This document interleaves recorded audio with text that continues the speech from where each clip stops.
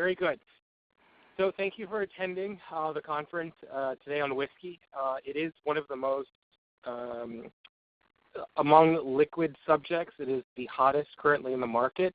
Whiskey is becoming extraordinarily fashionable, especially as the United States has taken from its two main companies, Diageo and Beam Suntory, the lead to break out into the global market. And we had a media phenomena a couple years ago where if you're looking at the screen right now, you'll see an array of different types of whiskeys. These are Japanese whiskeys at the top, and then on the bottom you'll see some single malt scotches on the far right, and then in the middle some Canadian whiskey where it says Canadian Club, and then to the far left, bourbon. And we're going to talk about each of these today with the exception of Japanese whiskey because we're strained on time. But you will get to know the main global whiskeys that are out there, and then the ones that you'll need to know in order to interact with your clients and cater to their needs, and then understand what it is they're asking for.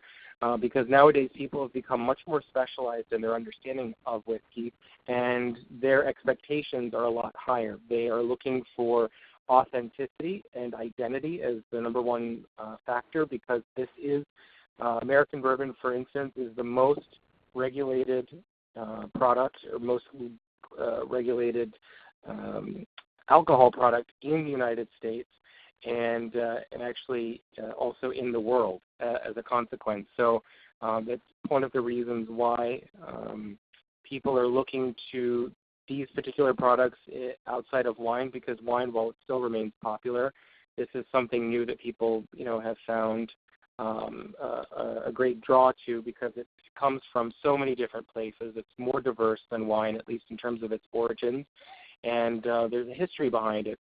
That while wine has a great history, whiskey is a little bit easier to understand for people, in particular because it's all in one language. You don't have multiple language barriers that exist, particularly in understanding governing bodies in each case, in each country. So without further ado, let's go ahead and go to the first slide. So what is whiskey? Number one, the most important fact, it is glorious. Whiskey is awesome.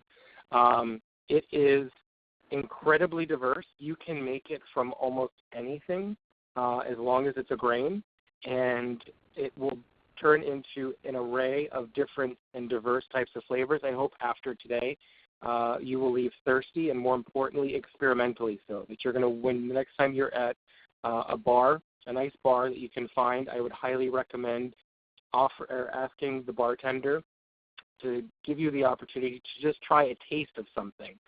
Because you're going to learn from different styles today. There are going to be different things that you'll like that maybe you didn't know you liked, and also things that you'll be very curious to try. But the main thing is whiskey is a type of distilled alcoholic beverage that is made from fermented mash, grain mash. So it can be any type of grain. Some of the grains that are used include barley, corn, rye, and wheat. So some of you are very familiar with Scotch. Scotch is made from barley. Corn is the main ingredient in bourbon. Rye is the main ingredient in rye whiskey, which is also becoming extraordinarily popular. And then wheat, of course, is a much softer style of whiskey, which it tastes a lot like bourbon, but it's much more approachable because the alcohol level doesn't tend to be as intense.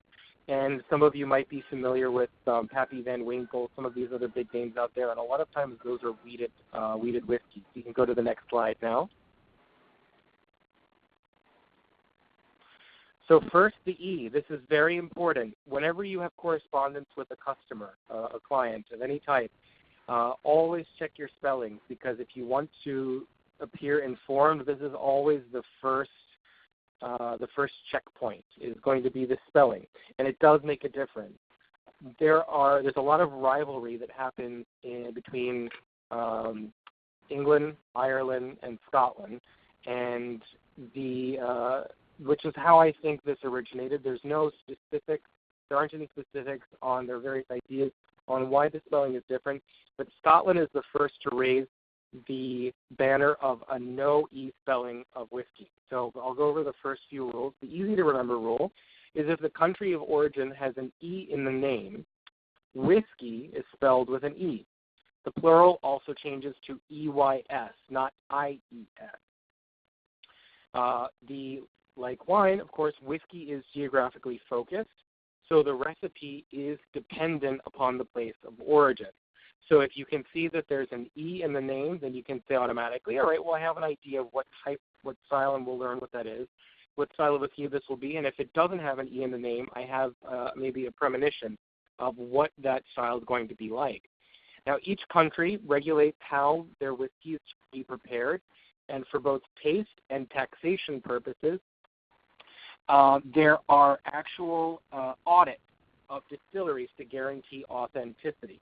And unfortunately, we didn't have time in this case to go over it, but Scotland is one of the first and foremost to give a key to the taxman to the distillery. There's a small box inside the distillery. And actually, Glenmorangie, which is the picture that you're looking at now, this is home of the tallest stills in the world.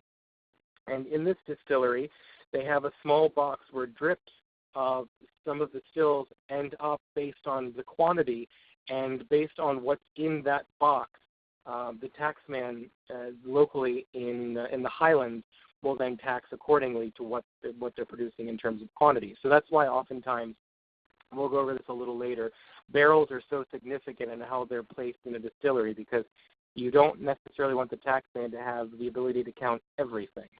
And then the last thing, of course, is authenticity by identity is what drives the price of whiskey in each category. And, of course, this is why bourbon is the hottest thing on the market. We'll go over this a little more later on, because it is the most, as I said, regulated beverage in the world, has the strictest requirements for origin and creation.